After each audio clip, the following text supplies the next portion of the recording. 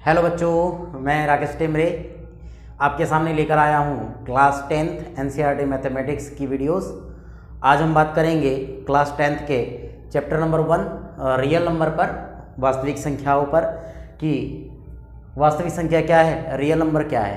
तो हम इसके इंट्रोडक्शन में सबसे पहले कुछ नंबर सिस्टम के ऊपर चर्चा कर लेंगे। ठीक है बच्चों, है ना। संख्या पद्धति के ऊपर चर्चा कर लेते हैं कि संख्या पद्धति है क्या। आपको इसके बारे में पहले जानकारी होनी चाहिए, उसके पश्चात ही आगे पढ़ने से कोई मतलब है, अन्यथा नहीं है।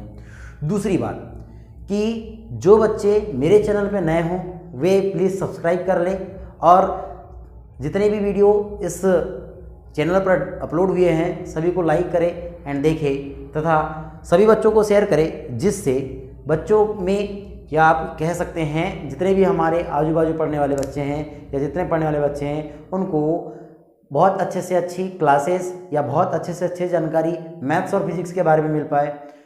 आपको बता दूं, मैं क्लास 9 से 12 तक मैथ्स और फिजिक्स के लेक्चर इस क्लास या इस चैनल पर अपलोड करता हूं। ठीक है बच्चों, तो आप थोड़ा सा इसको ध्यान से पढ़िएगा और वीडियो को पूरा वॉच कीजिए। ठीक है, जिससे आपको हर चीज़ समझ में आए। ऐसा नहीं कि थोड़ा सा देखिए कट कर दिए, जिससे आपको कोई बात क्लियर नहीं हो पाएगी, है ना। थोड़ा पेशेंस बना करके रखें, आपको हर चीज़ समझ में आ जाएगी। ठीक है बच्चों, तो देखते हैं नंबर सिस्टम के बारे में।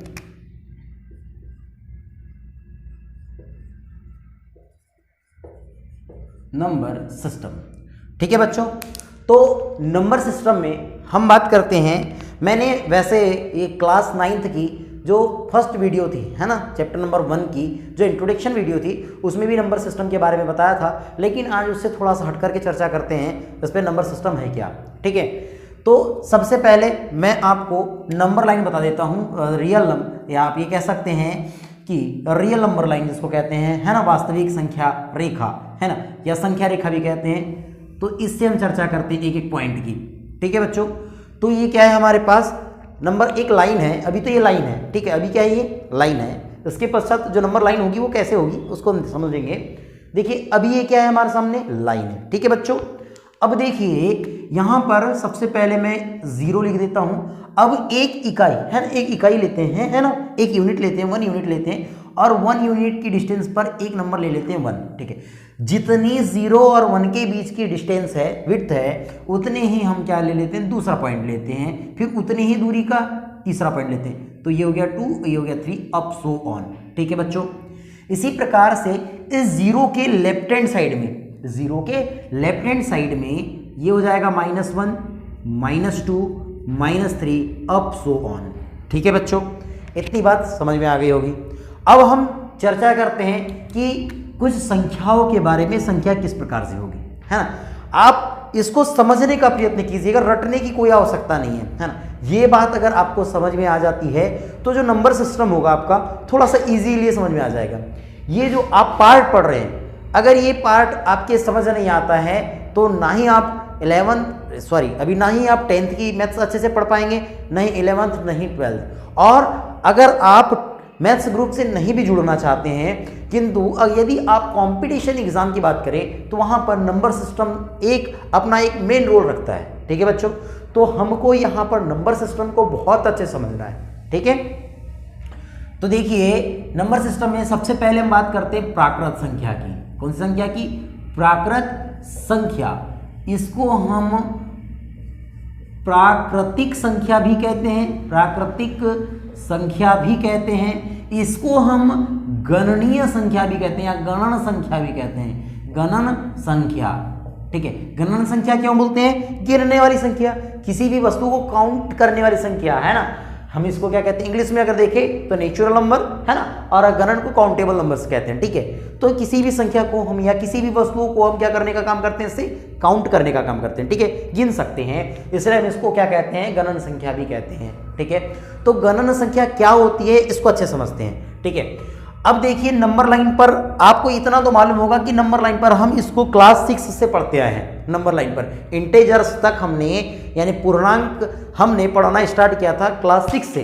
ठीक है बच्चों, तो यहां देखिए आपने इस नंबर लाइन को क्लास 6 में ही देखा है, इस नंबर लाइन से आप क्लास 6 से परिचित है। ठीक है बच्चों, तो देखिए हम इसकी बात करने जा रहे हैं। इतना अगर आपको पता है तो आगे बात करने में सरलता होगी, ठीक है। तो मैं आपको सिर्फ इतने ही नंबर से पूरी संख्याओं को रिप्रेजेंटेशन को समझा देता हूं कि है क्या, एक्चुअली हो क्या रहा है यहां पर। देखो, जीरो के राइट हैंड साइड में अगर हम बात करते हैं, जीरो के राइट हैंड साइड की बात करेंगे हम, तो जीरो के राइट हैंड साइड मतलब इधर के पार्ट की बात करने वाले हैं। तो जीरो के इधर के अंकों की पार्ट यानी ये अंकों की बात करने वाले हम, है ना। तो यहां पर जीरो के राइट हैंड साइड में आपको कौन सी संख्या दिख रही है? 1 दिख रही है, 2 दिख रही है, 3 दिख रही है, अप सो ऑन दिख रही है बच्चों। तो क्या हो रहा है, ये 1 दिख रही है, 2 दिख रही है, 3 दिख रही है, अप सो ऑन। तो आप ये कह सकते हैं कि यदि नंबर लाइन की बात करें तो नंबर लाइन पर जीरो के राइट हैंड साइड में जो संख्या होती है वो संख्याएं या उन संख्याओं को हम क्या कहते हैं? प्राकृत संख्या कहते हैं। This is called us natural number. Okay बच्चों, अब देखिए दूसरी बात, अगर ऐसे नहीं समझना आपको, देख दूसरा तरीका हो सकता है। क्या होगा? गणन संख्या मैंने बोला, गणन संख्या बोला, तो गणन संख्या क्या हुए? कहने का मेरा मतलब है किसी भी वस्तु को गिनने वाली संख्या। तो किसी भी वस्तु को आप गिनते कैसे? तो यही तो गिनते हैं, एक ये वस्तु 1 हो गई, ये वस्तु देखो, ये वस्तु 1 हो गई, ये 2 हो गई, ये 3 हो गई, यही तो गिनते ना। तो क्या हो गया? किसी भी वस्तु को गिनने वाली संख्या को हम क्या कहते हैं? गणन संख्या या प्राकृत संख्या कहते हैं, ठीक है। अब दूसरा नंबर क्या है? दूसरी संख्या होती है हमारी पूर्ण संख्या। पूर्ण संख्या जिसको हम क्या कहते हैं? होल नंबर भी कहते हैं, होल नंबर भी कहते हैं, ठीक है, होल नंबर्स। अब देखिए कि होल नंबर क्या होगी। होल नंबर ज्यादा कुछ ऐसा है नहीं। देखो, सिर्फ आपको क्या करना है, इस नंबर लाइन में अभी हमने क्या बात किए थे? जीरो के राइट हैंड साइड के अंकों की बात किए थे। अब बात करनी है ये जीरो को भी इसमें सम्मिलित करना है ना, इसमें सम्मिलित करना है। जीरो को क्या करना है? इसमें सम्मिलित करना है। तो क्या हो रहा है यहाँ पर? यदि मैं जीरो को इस प्राकृत संख्या में सम्मिलित कर दूं तो क्या हो जाएगा?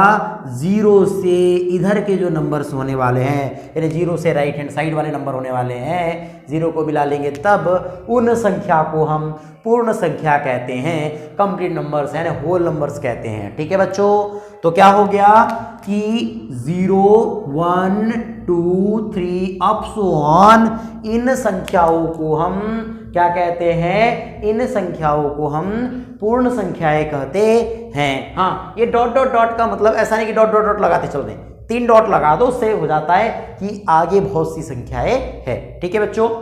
अब देखिए कि ये पूर्ण संख्या हो गई। अब आपने क्लास 9th की अगर बात करें तो यहां पर से एक सवाल उत्पन्न हो रहा था, है ना, एक क्वेश्चन उत्पन्न हो जाता है कि क्वेश्चन क्या होता है? क्या सभी प्राकृत संख्या पूर्ण संख्या होती है? देखो, क्या सभी प्राकृत संख्या पूर्ण संख्या होती है? यस, सभी प्राकृत संख्याएं क्या होती है? पूर्ण संख्या होती है, किंतु सभी पूर्ण संख्याएं प्राकृत संख्या नहीं होती। इतनी बात समझ में आ गई? चलिए आगे चलेंगे, ठीक है। इसके पश्चात थर्ड हम नंबर देखें तो होती है पूर्णांक, पूर्णांक संख्याएं या पूर्णांक संख्या। अब पूर्णांक संख्या क्या होगी? तो पूर्णांक संख्या देखते हैं वे संख्या। अब देखो, इस नंबर लाइन पर मैं अभी जितनी राइट कराऊं, मैं ये नहीं कहता कि नंबर लाइन की जितनी भी संख्या होती है वे क्या होती है? पूर्णांक होती है। मैं ये नहीं कह रहा हूं, मैं क्या कह रहा हूं वो बात समझिएगा कि वे संख्याएं जिन्हें हम अभी नंबर लाइन पर रिप्रेजेंट किए हैं उन संख्याओं को हम क्या कहते हैं? पूर्णांक कहते हैं। कहने का मेरा मतलब यह है कि यदि मैं प्राकृत संख्या जो थे, अगर प्राकृत संख्याओं के मैं ऋणात्मक वाली वैल्यू ले लूं, है ना, साथ में, है ना, होल नंबर के साथ में क्या कर लूं? प्राकृत संख्या के ऋणात्मक वैल्यू वाली नंबर्स को ले लूं, तो उनको हम क्या कहते हैं? पूर्णांक कहते हैं, इंटेजर्स कहते हैं। क्या कहते हैं? इंटेजर्स, ठीक है। तो कौन कौन सी हो जाएगी? अप सो ऑन, है ना, -4 -3 -2 -1 0 1 2 3 अप सो ऑन, ठीक है बच्चों। ये क्या होती है? इंटेजर्स होती है, ठीक है। इसके पश्चात अब देखते हैं कि जो पूर्णांक होते हैं, पूर्णांक के कुछ टाइप्स होते हैं, प्रकार होते हैं, इसको समझते हैं। तो पूर्णांक जो है उनके प्रकार कौन कौन से हैं? तो पूर्णांकों के कितने प्रकार होते हैं? आपने अभी तक 2 टाइप्स पढ़े होंगे, है ना। कितने टाइप्स पढ़े? 2 टाइप्स। यहां देखते हैं हम 3 टाइप्स कौन कौन से हो सकते हैं। तो पहला होता है बेटा पूर्णांक के कितने टाइप होते हैं? 3 टाइप। एक होता है आपका धनात्मक पूर्णांक, दूसरा होता है शून्य पूर्णांक, तीसरा होता है ऋणात्मक पूर्णांक। ठीक है बच्चों, अब देखिए कि धनात्मक पूर्णांक होता क्या है ना।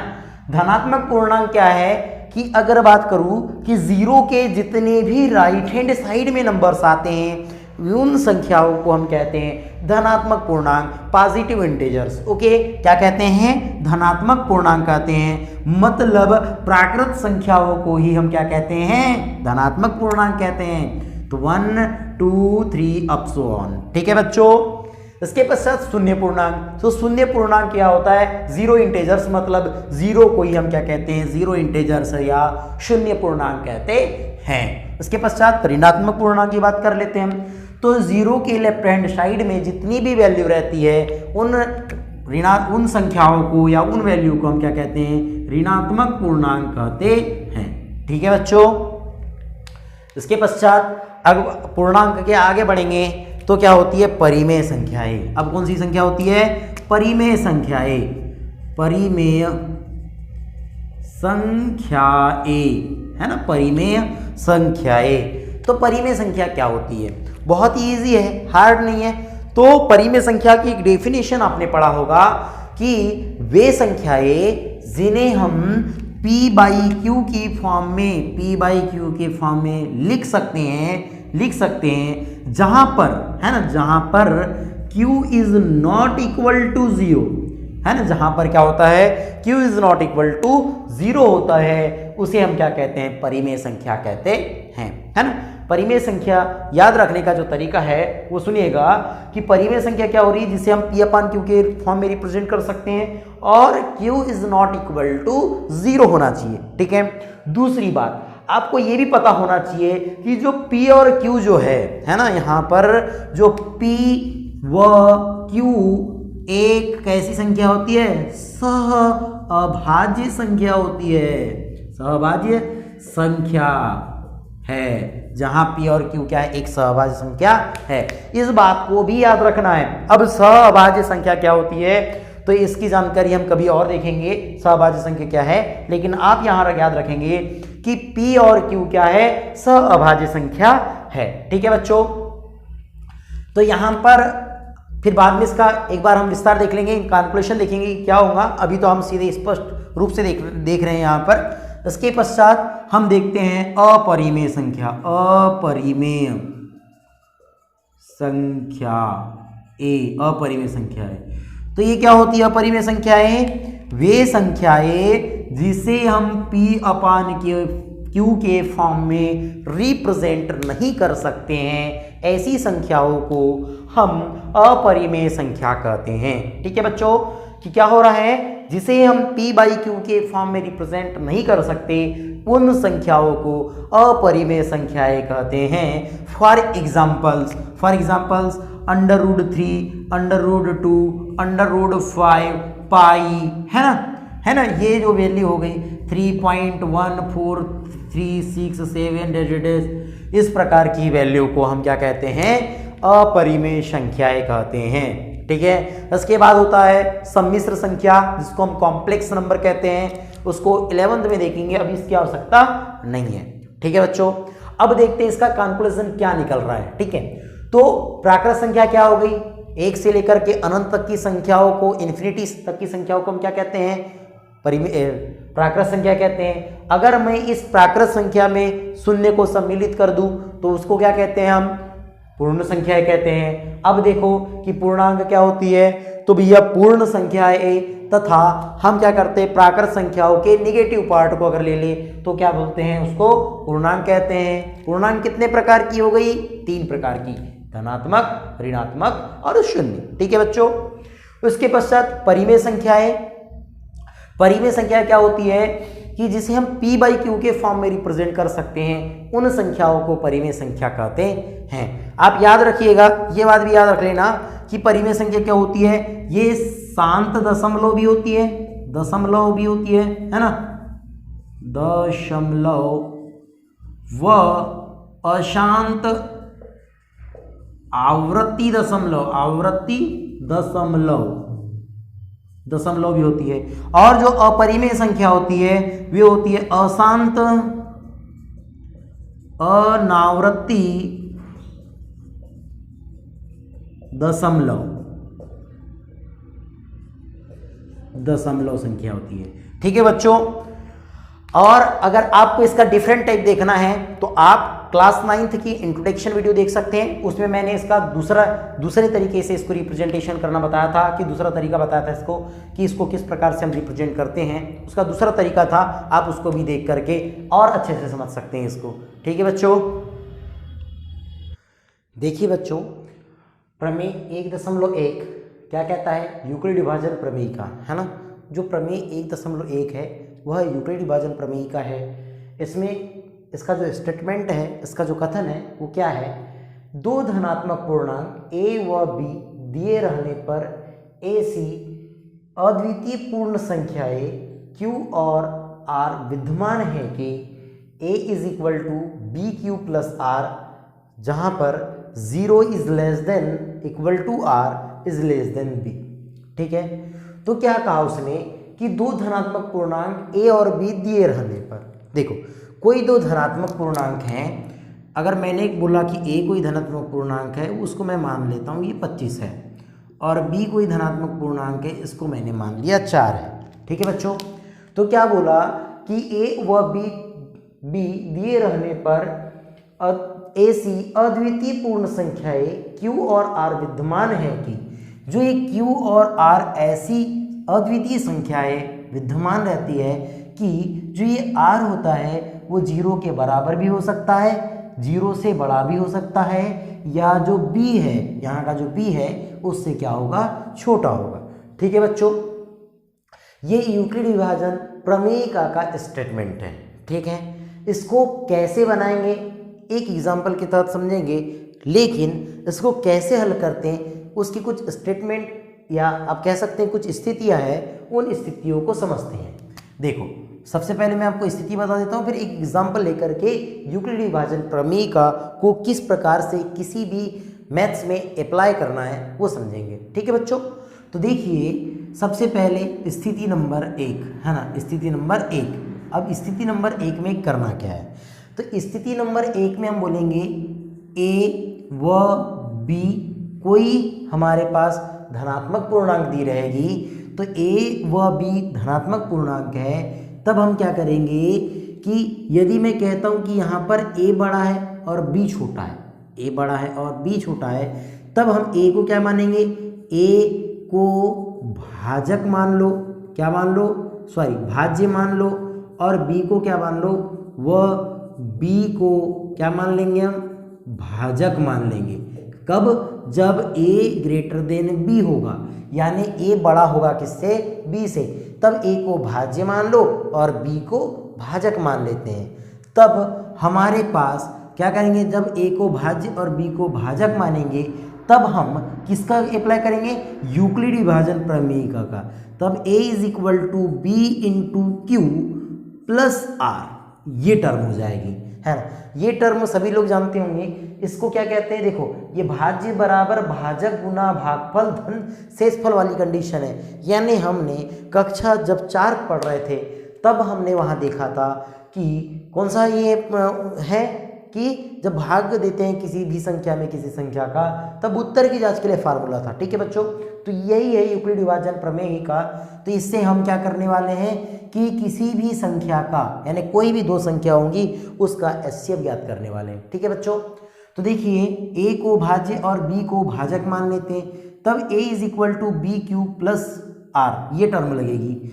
यदि यहाँ पर r इज इक्वल टू 0 हो जाए, r इज इक्वल टू कितना हो जाए? 0 हो जाए, तो ये जो b है यही क्या कहलाता है? हमारा एचसीएफ कहलाता है। क्या कहलाता है? एचसीएफ कहलाता है। किंतु यदि r is not equal to 0 आए, यदि r is not equal to 0 आए, तब हमको यहाँ पर क्या करेंगे?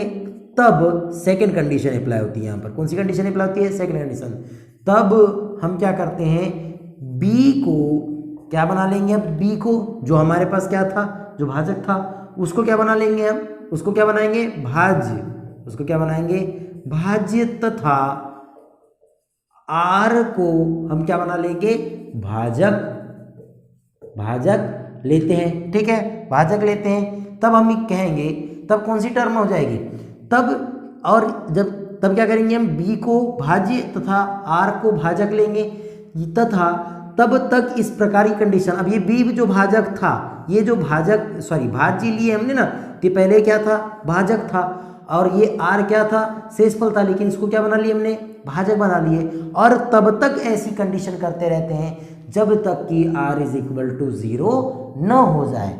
जब r इज इक्वल टू 0 होता है तब थर्ड कंडीशन अप्लाई होती है कि अगर r इज इक्वल टू 0 होता है तो उसके बाद हम लिखेंगे कि जो अंतिम भाजक होगा, अंतिम भाजक होगा, वही हमारा क्या हो जाएगा, वही क्या होने वाला है, HCF हो जाता है।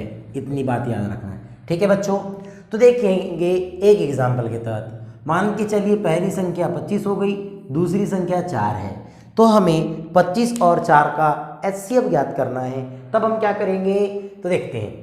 तो देखो, सबसे पहले हम क्या काम करेंगे, मैंने इस प्रमेयिका के अनुसार, किस प्रमेयिका के अनुसार, यूक्लिड विभाजन प्रमेयिका के अनुसार, ठीक है, तो क्या हो जाएगा, a is equal to b into q plus r. ठीक है बच्चों, अब देखिए जो a की वैल्यू कितनी है 25 इज इक्वल टू b की वैल्यू कितनी है 4 इंटू, अब b में ऐसी कौन सी संख्या का गुना करूं कि 25 आए या 25 से कितना हो जाए, ज़्यादा कम हो जाए। तो मैं 4 का पहाड़ा पढ़ता हूं, तो 4 छक 24 है ना, 25 से छोटा है। अगर 4 7 पढ़ूंगा तो 4 7 28 अधिक हो जाएगा, तो 25 तो नहीं आ रहा है, छोटी संख्या आ रही है, तो 4 छक 24 बचा। अब कितना जोड़ दूंगा, 4 छक 24 धन 1, तो कितना हो जाएगा, 25 हो जाएगा। क्या शेषफल 0 आया, नहीं आया। तब हम क्या काम करते हैं, जो ये हमारे पास भाज्य था उसको क्या भाजक था उसको हम भाज्य बना लेंगे, तथा जो हमारे पास शेषफल था उसको क्या बना लेंगे, अब भाजक बना लेंगे। अब बताओ, एक में ऐसी कौन सी संख्या का गुना करो तब 4 आ जाएगा, तो 4 का, तब शेषफल कितना हो जाएगा, 0। तो अतः जो हमारे पास अंतिम भाजक होता है वही क्या होता है, यहाँ पर क्या हो जाता है, वही यहाँ पर HCF हो जाता है। तो हम क्या कहेंगे, अतः 25 व 4 का HCF कितना होगा, 1 होगा। ठीक है बच्चों, तो आपको यहाँ पर यूक्लिड विभाजन प्रमेयिका भी समझ में आ गई होगी कि यूक्लिड विभाजन प्रमेयिका क्या है। यूक्लिड विभाजन प्रमेयिका से हम किस प्रकार से किन्हीं भी दो संख्याओं का HCF ज्ञात करते हैं। ठीक है बच्चों, अगर आपको वीडियो पसंद आ रही हो तो प्लीज़ लाइक, सब्सक्राइब और शेयर ज़रूर कीजिएगा। धन्यवाद।